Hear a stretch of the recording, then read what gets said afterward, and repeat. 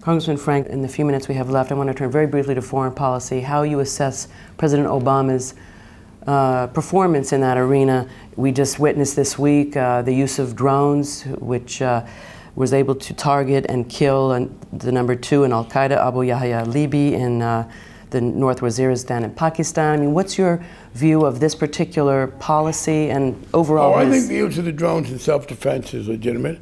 And I think the president has, on the whole, done the right thing. I think he has been too reluctant to break with the path that he inherited. There are plans to continue to spend billions of dollars to try and help Iraq become a decent civil society. I hope that can happen, but I don't see how the American taxpayers have that responsibility. I think he is planning to stay in Afghanistan longer than he should. In every case, of course, Mitt Romney is worse. I mean, I should have answered before. One of the things I fear in a Romney presidency, if it were to happen, would be even more spending on the military. These are the people who want to spend more on the military, not raise taxes, and reduce deficit, which means you savage every other program for the quality of life. I think the president accomplished, he's gotten some criticism from some supporters of Israel, quite inaccurately.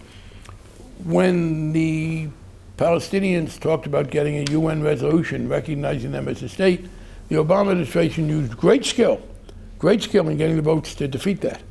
And I think the fact the president questioned the settlements gave him credibility to do that.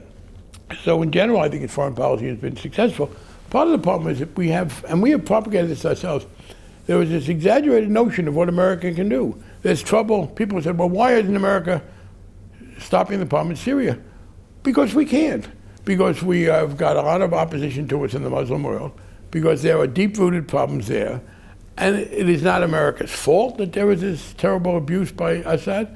We have been his opponent. There is not much we can do about it, except to invade, and that would be worse because you'd have one more American military intervention in a Muslim country. I mean, I read about a trouble in some African country. Well, where's America? Well, America's here, and Africa's there, and our ability to influence these things just isn't all that great. We have perpetuated this view in America's complete responsibility and omnipotence. And isn't that one of the things we should understand about the military? We have a superb military, very well equipped, wonderful people. They are very good at doing what a military can do, which is to stop bad things from happening. But a military can't make good things happen. They can shoot the bad guys, but they can't empower the good guys in a society. And we have overextended ourselves, and the president has been much better than George Bush has been in this regard. He's a lot better than Mitt Romney would have been, but he is still too much listening to the people who say you're the leader of the free world and you must take responsibility for it. And by the way, if I thought our intervention would help, I would say, well, I guess we got to try. We get pushed into doing things where people just get mad at us and we don't do any good. How about, though, vis-a-vis Iran, the negotiations? Oh, I think he's doing very well there. He's carried on the Bush policy. I think the sanctions and the pressure looks like it could be effective, and including, let's be honest, the computer mess-ups we're doing to them.